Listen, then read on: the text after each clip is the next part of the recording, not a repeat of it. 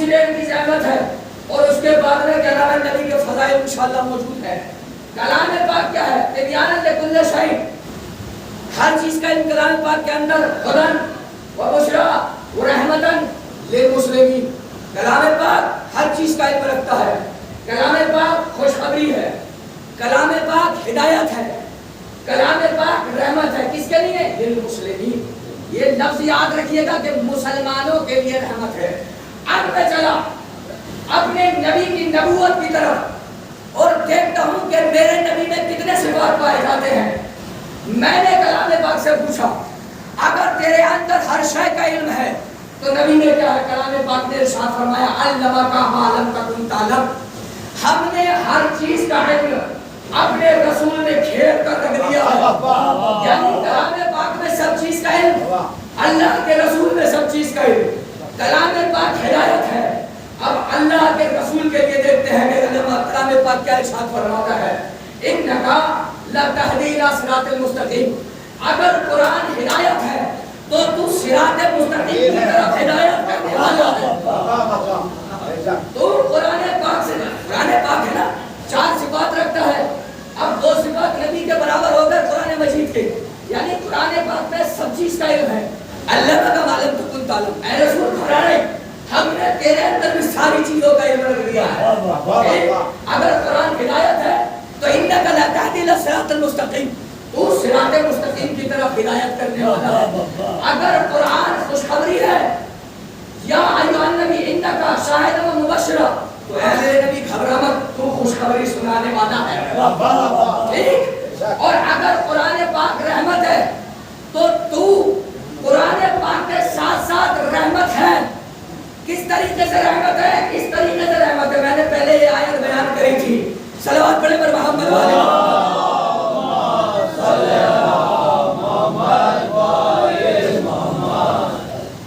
چار چیزیں قرآن پاک کے اندر موجود ہیں اور چاروں روایتیں کلام پاک سے ہیں اور ادھر 4 چیزیں نبی کے اندر موجود ہیں.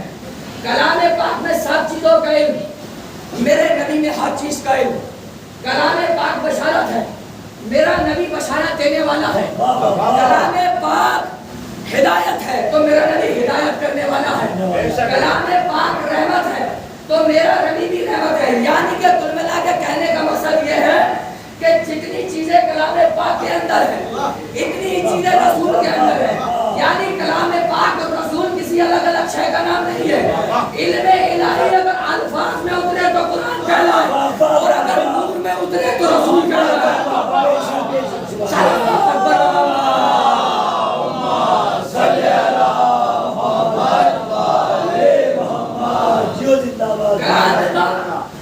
میرا کہنے کا مقصد یہ ہے کہ کلام پاک اور رسول کسی الگ الگ شے کا نام نہیں ہے.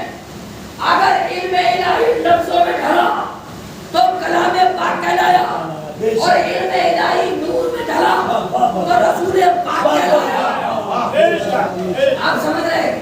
یعنی اگر کلام پاک ناعیب ہے تو میرا رسول ناعیب ہے. اگر کلام پاک بے عیب ہے تو میرا رسول بے عیب ہے.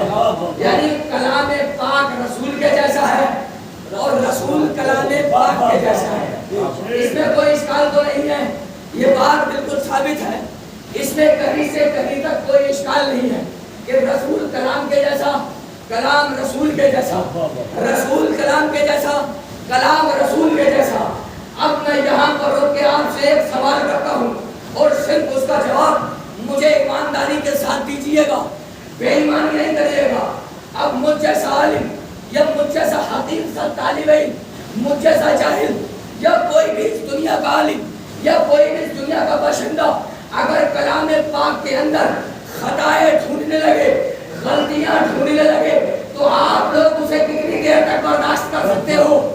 یعنی اگر کلام پاک کے اندر کوئی انسان خطا ڈھونڈے، غلطی ڈھونڈے تو تم اسے کافر ٹھہرا کے اور محراب و منبر سے نکال پھینکو گے.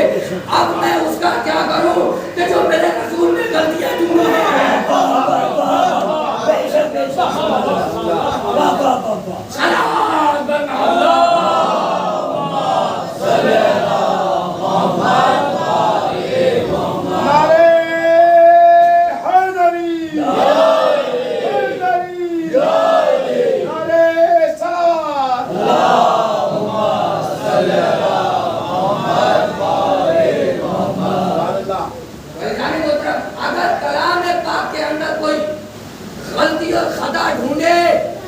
تو آپ اس کو کیا کہیں گے؟ کلام پاک سے کوئی منہ پھیر لے اور یا پھر کلام پاک کسی سے منہ پھیرے. میں نے ثابت کرا ہے نا اس بات کو کہ میرا رسول کلام جیسا ہے اور کلام رسول جیسا ہے. یعنی قرآن کو نہ بنانے والا اور قرآن جسے نہ بنائے وہ کافر ہے یا نہیں ہے؟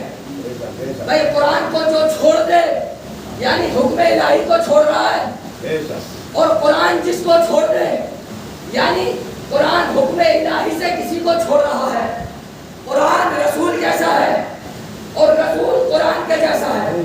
قرآن کو چھوڑنے والا بھی کافر, قرآن جس کو چھوڑ دے وہ بھی کافر. آپ اسی طریقے سے رسول کی طرف آ جائیں. اگر کسی کو رسول چھوڑ دے وہ بھی کافر, جو رسول کو چھوڑ دے وہ بھی کافر. اب گھبرانے کی ضرورت نہیں ہے. دائیں بائیں کوئی بھی ہو یہ دیکھیں کہ ایک سے رسول نے منہ پھیر رکھا ہے اور ایک نے رسول سے منہ پھیر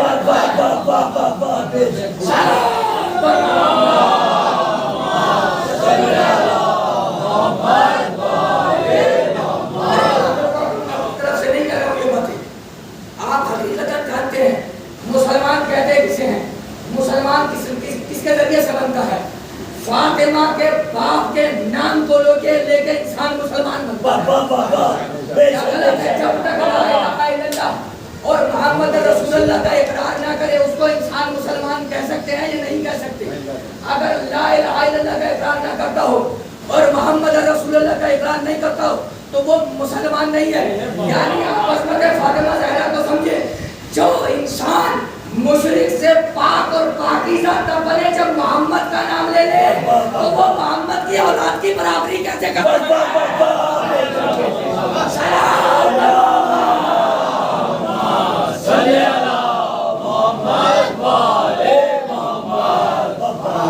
بھائی کھانے والے اور کھلانے والے برابر نہیں ہوتے ہیں. آپ نے سمجھا عصمت فاطمہ زہرا کو باپ کا نام جب تک نہ لوگے مسلمان ہونے کی لسٹ میں بھی شامل نہیں کیا جائے گا.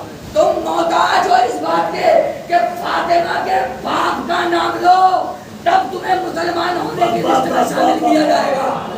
ہونے کی تو بات بھی بہت دور رہی. اللہ نے محترم آپ دیکھیں صلوات کا سہارے پر محمد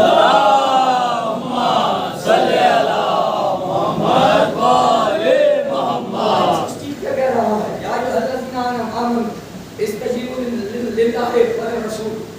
اے ایمان لانے والوں, دیکھیں آپ سن رہی ہے میری بات کو, یہ حلقے میں نہیں قرآن کی آیتیں ہیں. اے ایمان لانے والوں, یہاں پر ایمان لانے والوں سے گفتگو ہو رہی ہے جو ایمان رسول کے اوپر لا چکے ہیں. یا ایھا الذین آمنوا استجیبوا للہ والرسول. اے ایمان لانے والوں جس وقت تمہیں اللہ یا اللہ کا رسول بلائے آواز دے تو تمہارے اوپر واجب ہے کہ تم اس کی آواز پہ لبیک کہو. کس سے گفتگو ہو رہی ہے؟ کس سے گفتگو ہو رہی ہے؟ یہاں پر یہ ہو رہی ہے گفتگو مومنوں سے. یا ایھا الذین آمنوا استجیبوا للہ والرسول. جس وقت اللہ اور اللہ کا رسول تمہیں آواز دے تو تمہارے اوپر واجب ہے کہ تم لبیک کہو. یعنی پہلی شرط رکھی ہے اللہ نے اس چیز کی کہ تم اس وقت مومن قرار دیے جاؤ گے جب تم آواز رسول پہ دوڑے چلے آؤ گے. آواز رسول پہ کہیں اور لے کے جانا چاہ رہا ہوں جناب.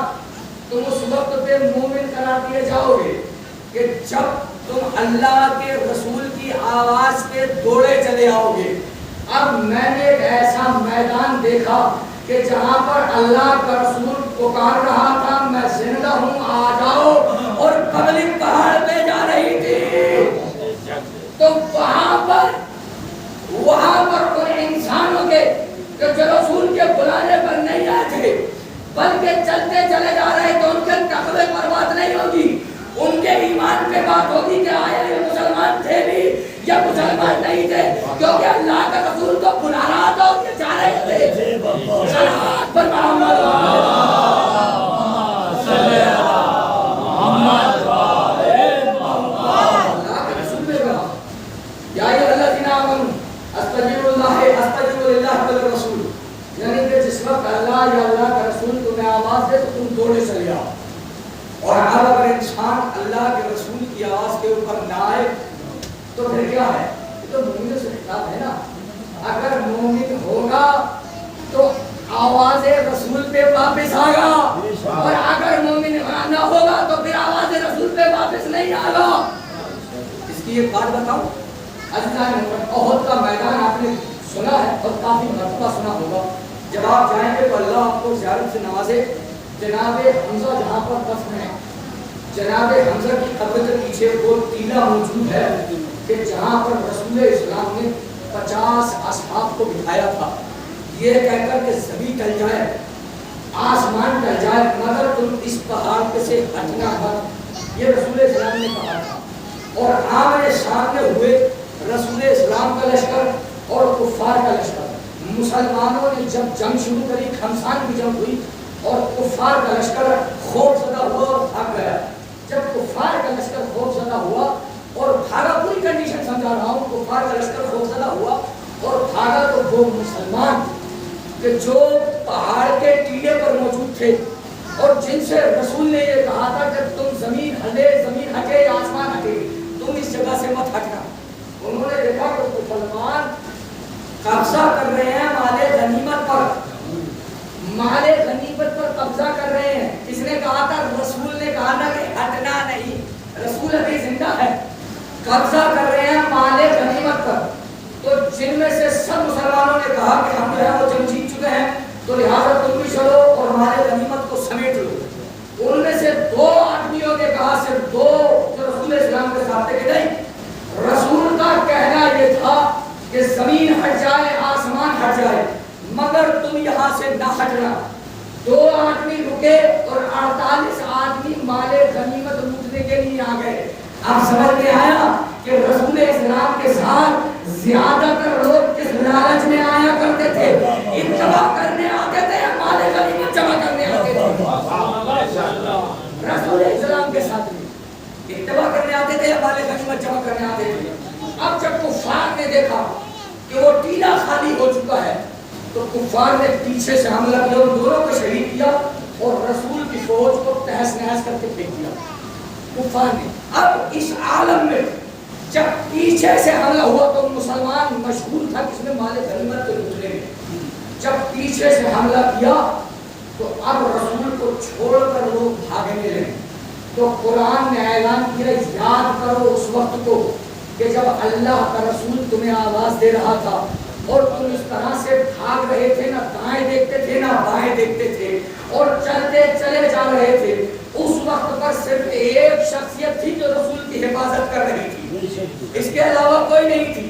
ایک شخصیت تھی, اور اسی میدان میں رسول اسلام کے چہرے مبارک پر ایک ظالم نے پتھر مارا کہ جس کی بنیاد پر رسول اسلام کے 2 دانت شہید ہو گئے تھے. 2 دانت شہید ہو گئے تھے. چاروں طرف سے رسول اسلام کو دشمنوں نے گھیر رکھا ہے, اور وہ دوست جو رسول اسلام کے ساتھ موجود تھے وہ چھوڑ کر جا رہے ہیں. جب دندان مبارک پہ رسول اسلام کے پتھر لگا تو رسول اپنے ناطے پہ نہ سمجھ سکے. رسول کے ناطے کے پیچھے ایک گڑھا تھا, جس گڑھے میں وہ رسول جا پہنچے, اور جب رسول گڑھے میں جا پہنچے تو شیطان نے آواز بلند کری, اِنَّا مُحَمَّدًا قَدْ قُتِلَ اذْهَبُوا, محمد قتل کر دیے گئے ہیں, تم سب جاؤ. اور کچھ بیان کرنا چاہ رہا ہوں اس کے اندر. ذرا سے دیر کے لیے پیغمبر اسلام گدھے کی خیبت میں گئے تو شیطان نے فائدہ اٹھایا اور اعلان کر دیا کہ محمد قتل ہو گئے, تم چلے جاؤ. اور اسی وقت میں وہ علی جو ابو طالب کا لال ہے, رسول اسلام کے ناطے کی طرف چاروں طرف طواف کر رہا ہے. جب ناطے کو خالی دیکھا تو گڈھے میں جست لگائی اور ایک ہاتھ سے تلواروں کو روکا, دوسرے ہاتھ سے رسول اسلام کو اٹھایا اور اعلان کرا, میرا نبی مرا نہیں ہے, تم سب واپس آ جاؤ. میرا نبی مرا نہیں ہے, تم سب واپس آ جاؤ. رسول اسلام نے وہاں پر علی سے سوال کیا, علی جب سب بھاگ چکے تھے تو تم کیوں نہیں بھاگے؟ میرے علی نے جواب دیا, اے اللہ کے رسول, میں اطاعت آپ کی کرتا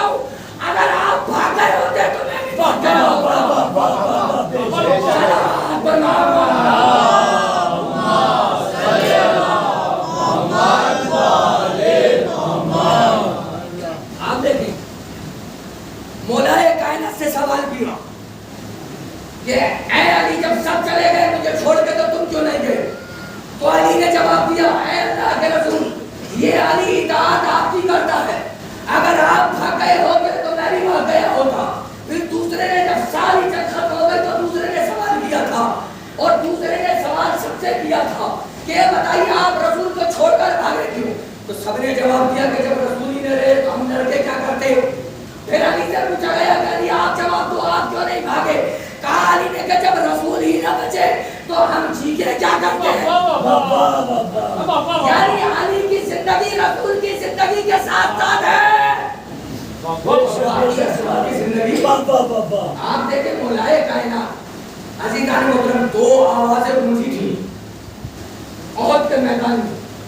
ایک شیطان کی آواز تھی اور ایک علی یعنی حضرت محمد مصطفیٰ صلی اللہ علیہ وسلم کے نائب کی آواز تھی.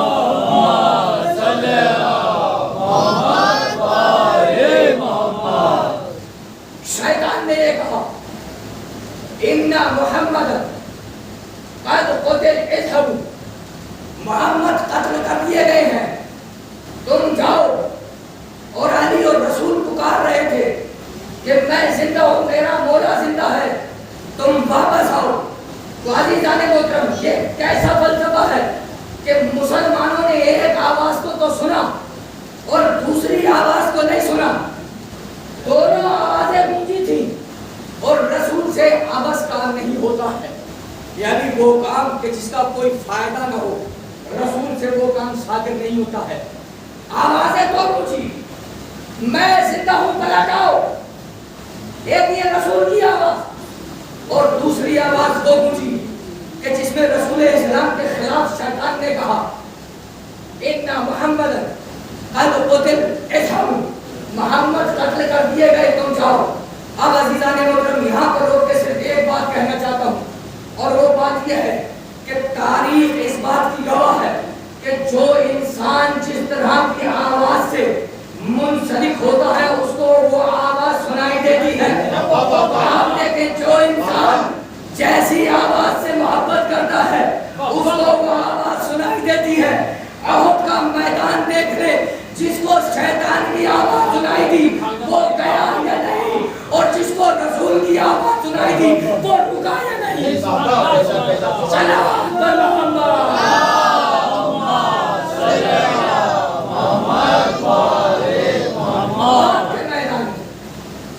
احد کے میدان میں رسول اسلام کی جو جیسی آواز سے منسلک ہوتا ہے, جس کو جیسی آواز پسند ہوتی ہے وہ اس آواز پہ لبیک کہتا ہے.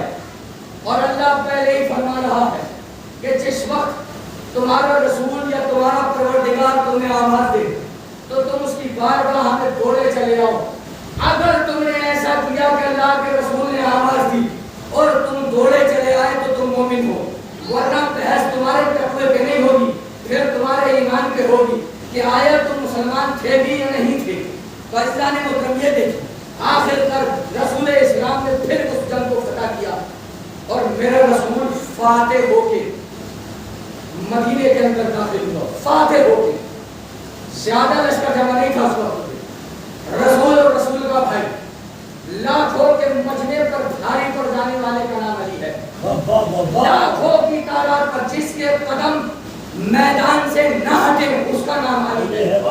جس کے قدم میدان چھوڑ کر نہ بھاگے اس کا نام علی ہے. ایک شخص نے مولائے کائنات سے پوچھا تھا کہ علی آپ تیز ترار گھوڑا کیوں نہیں لیتے, آپ ہمیشہ جنگ خچر پہ کیوں کرتے, اور آپ سے اگر میدانی جنگ میں ملاقات کرنی ہو تو آپ ملاقات کرنے کے لیے ملیں گے کہا.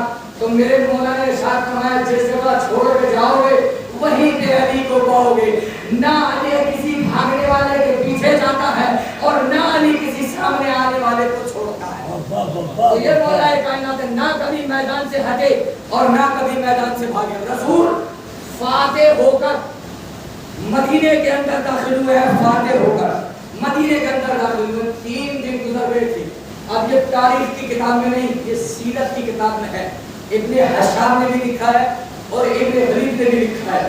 ان کتابوں میں یہ بڑے مفسرین ہیں اور انہوں نے لکھا ہے کہ جب 3 دن گزر گئے رسول اسلام کو احد فتح کیے ہوئے تو اب لوگ رسول اسلام کی خدمت میں نماز عصر کے بعد آنا شروع ہوئی اور رسول اسلام کی خدمت میں بالترتیب آئے. رسول اسلام کی خدمت میں بالترتیب لوگ آئے. اور جب رسول کی خدمت میں لوگ آئے تو رسول السلام نے پوچھا کہ بھئی کہاں چلے گئے تھے؟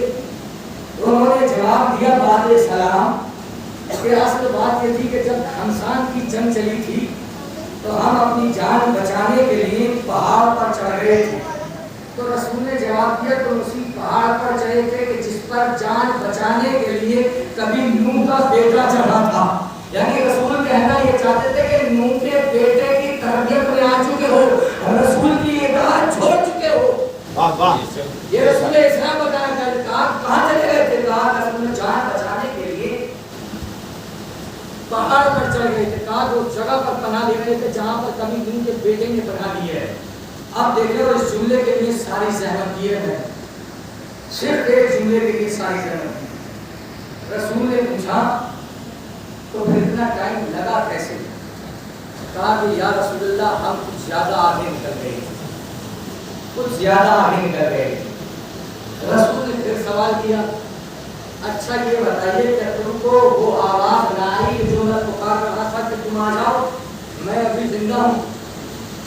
سب نے منع کیا کہ اللہ کے رسول ہمیں یہ آواز نہ آئی. پھر رسول نے پوچھا کہ تمہیں آواز کون سی آئی؟ سب نے ایک زبان ہو کے جواب دیا ہمیں آواز آئی اِنَّا مُحَمَّدًا قَدْ قُتِلَ اذْهَبُوا, یعنی تم محمد قتل کر دیے گئے ہو لہذا تم چلے جاؤ. تو رسول نے پوچھا تو تم نے کیسے یقین کیا کہ محمد قتل کر دیے گئے ہیں اور ہم چلے جائیں؟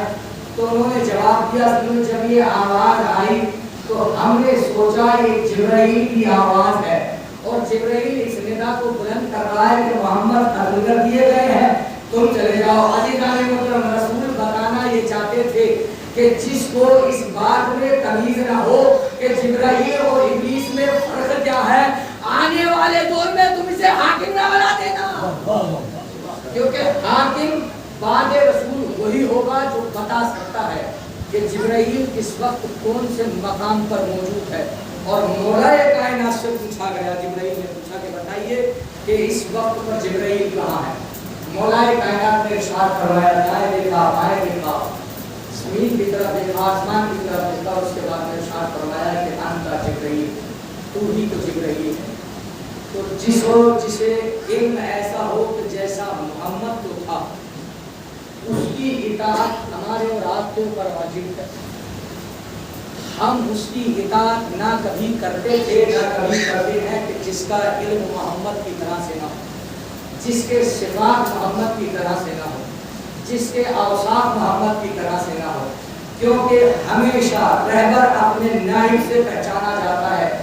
اللہ پہچانا گیا محمد سے کیونکہ اللہ بے عیب تھا تو محمد بے عیب ہے. اب محمد پہچانا جائے گا اولاد علی اور علی سے, تو جیسے صفات محمد میں تھے ایسے صفات علی میں ملیں گے یا اولاد علی میں ملیں گے؟ آپ میں علی اولاد علی میں ملیں گے. آپ نے سنا کبھی کسی اوصاف کا آدمی کسی دوسرے قبیلے میں پایا جاتا ہو, مگر میں نے سنا کہ ہم شکل پیغمبر حسین کے بیٹے کو کہا جاتا ہے. ہم شکل پیغمبر حسین کے بیٹے کو اسے کہا جاتا تھا جناب علی اکبر. اور ہمارے لیے ضروری ہے کہ ہم اتباع اس کی کریں کہ جس کے لیے حکم دیا گیا, اس کی ہم اتباع نہیں کر سکتے کہ جس کے لیے حکم نہیں دیا گیا. رسول نے ارشاد فرمایا اپنے الگ الگ مقام پر یا علی صلوات محمد تو میرے لیے وہی مثال رکھتا ہے کہ جو ہارون موسیٰ کے لیے مثال رکھا کرتا, یعنی کہ جو حیثیت ہارون کی موسیٰ کے لیے ہے وہی حیثیت تمہاری میرے لیے ہے. اور رسول جس کا امام ہے, رسول جس کا مولا ہے, علی اس کا امام بھی ہے اور مولا بھی ہے. اور یہ وہ ذات گرامی ہے کہ جب تک رسول اسلام اس دنیا میں رہے آپ دیکھیں کہ طرح طرح کی تکلیفیں رسول نے اٹھائیں. جناب رسول اسلام طائف سے جب آیا کرتے تھے تو اس حلیے میں آیا کرتے کہ رسول کے جسم مبارک سے خون بہ رہا ہوتا, اور اس طرح سے خون بہ بہ رہا ہوتا تھا کہ جب گھر کے اندر تشریف لاتے تھے تو بیٹی دیکھتی تھی تو بیٹی پریشان ہو جایا کرتی تھی اور کہتی تھی بابا جان بیٹھے میں آپ کے خون کو صاف کرتی ہوں. بیٹی اپنے سینے سے لگاتی تھی. بیٹی وہ کردار ادا کرتی تھی کہ جو ایک ماں اپنے بیٹے کے لیے ادا کرتی ہے. تبھی رسول اسلام نے فرمایا فاطمہ ام ابیہا، فاطمہ اپنے باپ کی ماں ہے. اس وجہ سے ارشاد فرمایا کیونکہ فاطمہ نے وہ کردار ادا کیا جو ایک ماں اپنے بیٹے کے ساتھ ادا کرتی ہے. جب رسول اسلام کسی غیر ملک میں جا کے تبلیغ دین خدا کیا کرتے تھے اور اذیتیں برداشت کرتے گھر آیا کرتے تھے تو پیروں پر سروں پر جب دھول ہوا کرتی تھی اور خون آلودہ میرا رسول ہوا کرتا تھا تو اس وقت خدمت کون کیا کرتی تھی؟ جناب فاطمہ زہرا جو رسول کی بیٹی تھی. اور رسول کی بیٹی نے اپنے باپ کو وہ محبت دی جو ایک ماں اپنے بیٹے کو محبت دیتی ہے. اسی بنیاد پر رسول اسلام کا شیوا تھا اور رسول اسلام کا طریقہ تھا کہ ہمیشہ جناب فاطمہ زہرا پر آیا کرتے تھے اور سلام کیا کرتے تھے. اس کی وجہ مفسروں نے یہ بتائی تاکہ اولاد فاطمہ کی عظمت کو رسول کے جانے کے بعد میں امت محمدی بھول نہ جائے. بتایا کرتے تھے کہ دیکھو یہ حسن ہے، یہ میرے جگر کا ٹکڑا ہے، دیکھو یہ حسین ہے، یہ میری آنکھوں کی ٹھنڈک ہے، یہ میری بیٹی فاطمہ ہے، یہ میرا نفت جگر ہے، اس کی رضا میں میری رضا ہے اور اس کے غضب میں میرا غضب ہے. اور فاطمہ اس ذات مقدس کا نام ہے کہ جس نے اپنی زندگی کا 18واں حصہ بھی پروردگار کی مرضی کے علاوہ نہ گزارا، جس کا لمحہ لمحہ اطاعت پروردگار میں گزرے اسے بنت رسول کہتے ہیں. اسی بنت رسول کے بیٹے کو کربلا کے میدان میں گھیر لیا گیا تھا. اور کس بنیاد پر گھیرا گیا تھا؟ وہ حسن لیابی. جب رسول اسلام کے بعد مولائے کائنات کو ظلم و ستم کیے گئے اور مسجد کوفہ میں چراغ امامت کے پہلے چراغ کو گل کر دیا گیا اور پھر امام حسن کو زہر دے دیا گیا اور اس کے بعد میں امام حسین علیہ السلام کو کربلا کے میدان میں آ کر گھیر لیا. اور کس طرح سے گھیرا؟ جب امام نے ابن زیاد کو بلایا، عمر ابن سعد کو بلایا تو اس سے پوچھا کہ تو مجھ سے جنگ کرنا کیوں چاہتا ہے؟ تو اس نے جواب دیا تو حسین لیابی، اے حسین ہم آپ سے جنگ آپ کے باپ کے دوزینے کرنا چاہتے ہیں. یعنی حسین کی کوئی خطر نہیں تھی، بس علی کا بغض ان کے سینوں میں تھا اور اولاد علی کو نقصان پہنچانا چاہتے تھے، اس دنیا سے ختم کر دینا چاہتے تھے. تاریخ نے لکھا ایک وقت ایسا آیا کہ رسول کے بڑے نواسے کو زہر دے دیا گیا. میں جناب قاسم کے مسائل پڑھوں گا اور آپ دیکھیں رسول کے بڑے نواسے کو زہر دے دیا گیا. اب جب زہر دیا گیا تو تاریخ نے لکھا کہ حسن کا کلیجہ کٹ کٹ کر منہ سے باہر آنے لگا. حسین نے تشت رکھا تھا، وہ تشت جگر کے ٹکڑوں سے بھر گیا تھا. فاطمہ کے نال کے جگر کے ٹکڑے باہر آ رہے تھے منہ سے. اتنا خطرناک زہر حسن کو دیا گیا تھا، حسن کو اتنا خطرناک زہر دیا گیا تھا. اسی اسنا میں ایک بیٹا امام حسن کا جس کا نام قاسم ہے کھیلتا ہوا اپنے بابا کے سینے پر آ کر بیٹھ گیا. جب سینے پر بیٹھا تو انہوں نے فروغ نے قاسم کو اٹھایا اور اٹھانے کے بعد میں کہا بیٹا قاسم تم دیکھتے نہیں، 1.5 سال کی عمر تھی اس وقت میں جناب قاسم کو، بیٹا قاسم تم دیکھتے نہیں تمہارے بابا کو زہر دیا گیا ہے اور تمہارے بابا کے جگر کے ٹکڑے کٹ کٹ کے باہر آ رہے ہیں. جناب قاسم نے انہیں فروا سے کہا فروا ارے قاسم کو میرے سینے پر لٹا دو. اس کی وجہ یہ ہے قاسم جب میرے سینے سے لگتا ہے تو میرے سینے کو ٹھنڈک محسوس ہوتی ہے. اور تکیے کے نیچے سے ایک تعویذ کو نکالا اور نکالنے کے بعد میں سیدھے ہاتھ پر جناب قاسم کے باندھ دیا اور فروا سے ارشاد فرمایا فروا جس وقت تم اس کو مشکل میں دیکھو اور تمہیں لگے کہ عظیم مشکل ہے اس وقت تم اس तावीज़ को निकालना, और निकालने के बाद में जब देखोगी तो मुश्किल का हल इसके पास मौजूद होगा। अब आइए करबला के मैदान में, पूरी तारीख में आपको समझा चुका हूं कि कासिम करबला क्यों आए हैं, हसन ने कासिम को तावीज़ दिया क्यों था।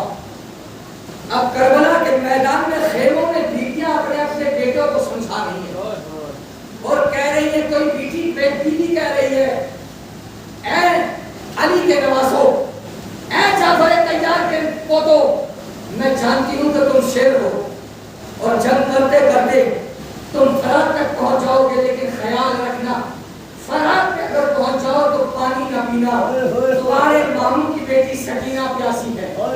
एक बीवी कह रही है, अली अकबर, अरे तेरे बगैर मेरा गुजारा नहीं है। एक बीवी कह रही है, बेटा असगर, अरे तेरी उम्र कम है मगर तेरे बाप के साथ मजलूम करबला के होने वालों। एक बीवी है जो अपने बेटे को समझा रही है, कासिम देख बेटा मैं बेवा हूँ, अरे कल कुर्बानियों का दिन है, अपने चचा पर अपनी जान को कुर्बान करना, अरे मैं शर्मिंदा नहीं होना चाहती हूँ तेरी गाली के सामने। रोज़े आशूर नमदार हुआ, कुर्बानियों का सिलसिला जारी हुआ। अरे किसी लम्हे में जनाबे परवा ने देखा कि कासिम अपने दोनों घुटनों के दरमियान अपने सर को दबाए हुए बैठे हैं और सारों कतार रो रहे हैं। उम्मे फरमा ने सर को हिलाया, बेटा कासिम रोते किस लिए हो? मैं अपने चचा के पास, ये करबला का वाहिद शहीद है, तो हर शहीद के बाद में कहता था कि चचा जान मुझे मरने की इजाजत दो। हाँ करबला का वाहिद शहीद है जो हर शहीद के बाद में कहता था कि चचा जान मुझे मरने की इजाजत दो। जब माँ ने पूछा, बेटा कासिम हो क्यों रहे हो? कहा, मैं चचा से काफी मरतबा कह चुका हूँ कि मुझे मरने की इजाजत दो, मगर चचा जान है जो ये कहते हैं कि बेटा कासिम मैं तुझे मरने की इजाजत कैसे दे दूं?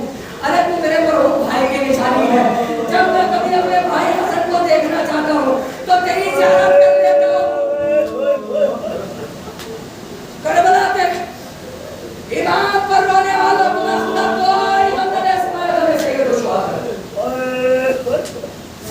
सर पर पुरखे को रखा और रखने के बाद में इमाम हुसैन अलैहिस्सलाम की मसनद की तरफ चले।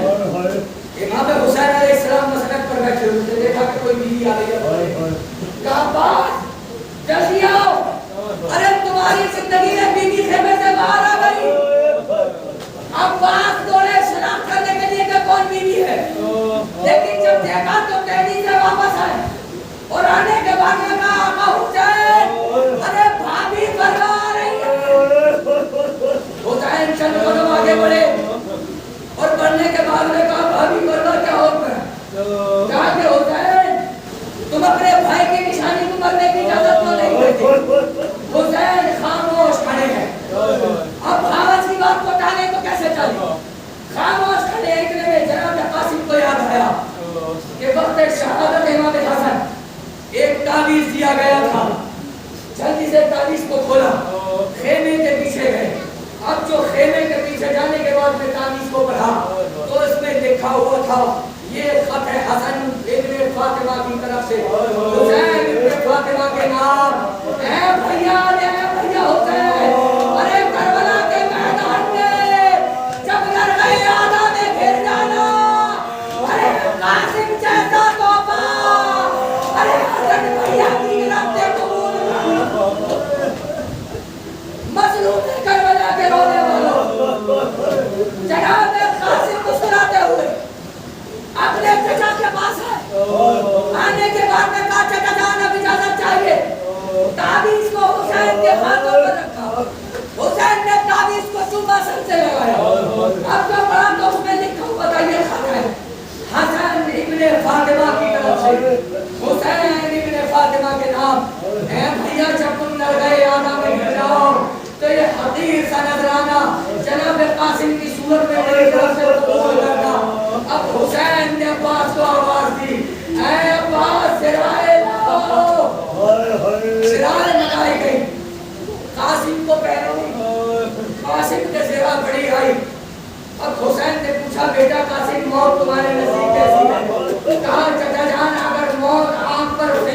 سے میدان ہے تو میرے نزدیک شہد سے زیادہ میٹھی ہے. حسین نے کہا عباس اس کو ذرا پہناؤ. عباس نے قاسم کو کئی ذرائع پہنائی مگر کوئی ذرا پوری نہ آئی. اب حسن کا لاڈلا تھا, علی کا پوتا تھا, شیر جیسا دل لگتا تھا. میدان کارزار میں بغیر زنا کے پہنچ گیا, ہزاروں دشمنوں کو زندہ کیا. ایک ظالم نے ایسا بار اس نے سر پر کیا کہ حسن کا لاڈلا گھوڑے پر سمجھ نہ سکا. اب جب زمین پر آیا تو آواز دی چچا جان, ارے قاسم کی مدد کو, میں گھوڑے پر سمجھ نہ سکا. مظلوم کربلا کرنے والا. اب جب قاسم گھوڑے پر سمجھ نہ سکے تو زمین ذرا بدن پر نہیں تھی. اب جو گھوڑوں کی ٹانگوں کے درمیان میں قاسم چلنے نے آج جب گھوڑوں کی ٹانگوں کے درمیان کا تو حسین نے آواز دی, ٹکڑے ٹکڑے بدن ہو چکا جناب قاسم. حسین مقتل میں گئے اور مقتل میں جانے کے بعد آواز دی, اے قاسم بن حسن تم کہاں ہو, کوئی آواز نہ آئی. حسین نے بلندی پر چڑھے اور جب قاسم کہیں نظر نہ آئے تو حسین نے آواز دی, حسین. حسین اپنے بھتیجے کو آواز دے رہے ہیں, قاسم, ارے تمہیں حسین بلا رہا ہے, آواز بتاؤ. مگر کوئی آواز نہ آئی. حسین نے پھر آواز دی, اے بیٹا قاسم, ارے تمہیں تمہارا چچا حسین بلا رہا ہے, آواز. مگر کوئی آواز نہ آئی. جب حسین نے محسوس کیا کہ قاسم کا کہیں پتہ نہیں چلا تو اب حسین نے آواز دی, قاسم, ارے امام وقت بلا رہا ہے. اب جو امام وقت بلا رہا, قاسم کے ٹکڑے بدن کی ہوا میں اچھلنے لگے. السلام علیکم یا ابا عبداللہ, السلام علیکم یا رسول اللہ. اے امام امام, ارے موت نے مجبور کر دیا ورنہ آپ کی نصرت کے لیے, ارے آپ کا بھتیجا آپ کی گئی. اب جو حسین قاسم کے قریب گئے تو دیکھتے کیا ہے کہ قاسم کے بازو جسم سے الگ ہے, قاسم کی پسلیاں ٹوٹ چکی ہیں, قاسم کا جسم ریزہ ہو چکا ہے. قاسم کے جسم کو چننے کے لیے حسین نے ایک چادر بچھائی اور اس چادر کے اندر قاسم کے جسم کے ٹکڑے اور رحمت تمام ہے. قاسم کے جسم کے ٹکڑے رکھے. جب قاسم کے جسم کے ٹکڑے لے کے حسین خیمے کی طرف آئے تو ان نے فرما سے رہا نہ گیا. ارے فرمایا, بیٹا, ارے تیرے پاپا کے جگر کے ٹکڑے ہو گئے, تیرے تو جسم کے ٹکڑے ہو گئے. اے قاسم, ارے تو نے اپنی ماں کو رسوائی سے بچایا. اپنے پاپا سے کہنا کہ ماں نے جس کام کو کیا تھا میں اس کام کو پورا کر کے آیا ہوں. اپنی جان